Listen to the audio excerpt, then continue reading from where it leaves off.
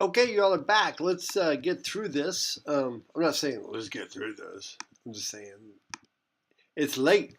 But anyway, all right. How would a water powered jetpack? I think these are actually out there now. I've seen it like on. Um, I'm old, so we watch a lot of HGTV. In fact, probably way too much. I swear to God, if I see a property brother walking down the street, I'm going to smack him. But anyway, a water powered jetpack. Now, look what's going on here. For every action, equal and opposite reaction, momentum is conserved. All right. So, fires the water. Okay. So the water is pushing this way. All right. Is so the water is pushing the pack up this way because this jetpack there's a nozzle in here that's shooting the water down this way, so the water is reacting by pushing it up this way. And for every action, there's an equal and opposite reaction, and so it's going up. All right. And then momentum of the system is conserved, and this is going to be weird to you. Well, how's the momentum conserved? If momentum is if he's flying off at a constant speed going this way, and he started off going 0. Ah, grasshopper, look, here's what's going on. He's going up. His whole mass is going up at a constant speed. This water's mass is going down, which equals his mass going down at a constant speed. Or this mass might even be less, but it's going faster than he's going up. So that's where the conservation of momentum takes place.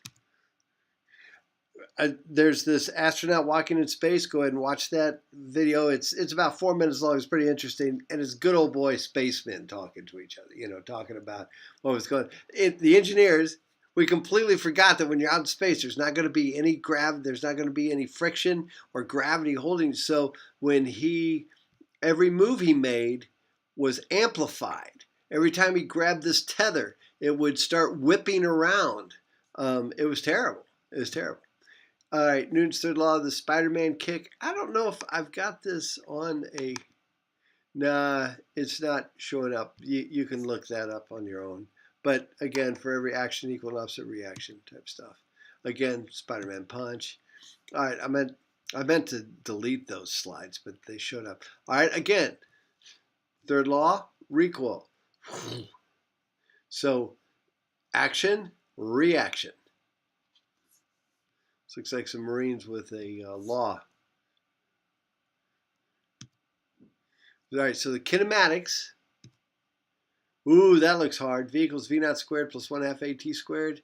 Distance traveled, initial speed, time traveled, and the acceleration. That looks kind of hard. These are hard if you're trying to solve for time, but if you're given a time, then it's pretty easy. So you can see with an acceleration, you add more distance and by a square too.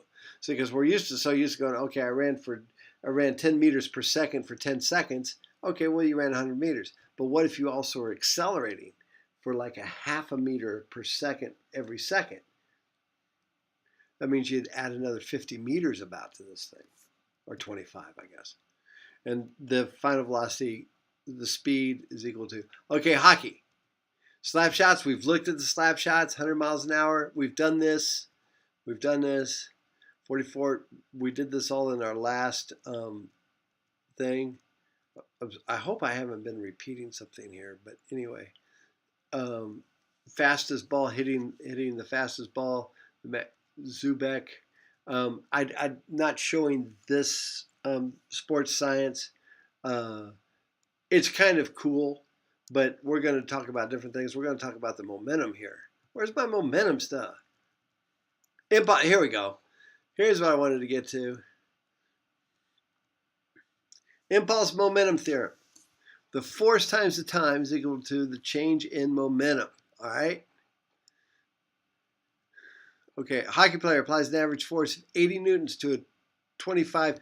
I know this isn't right. It's 0.145 kilograms or 0.17 kilogram hockey puck for a time of 0.1 seconds. Determine the impulse. Force times the time.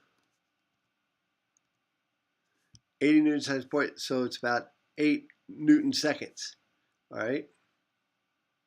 So the change in velocity, but then we'd look at the change in velocity of this. All right, so in bridge jumping, here's what we're talking about here. Tied around his ankle. But before proceeding, we need to convert everything to the MKS system, so we change everything. The momentum immediately of the rope stops him, so this is something we've done when we studied bungee jumping. I don't think we haven't studied bungee jumping yet, have we? Did we? Where we stretch out the force? I don't think so. I just wanted to get to that momentum thing. You might be going, what's he doing? Yeah, and didn't we look at Dr. Splash and all that kind of stuff? Padding. What padding does is it increases the time of the collision. And I think this is all coming up in a later assignment. So we've pretty much worked through the slides. But I did want to show this, though.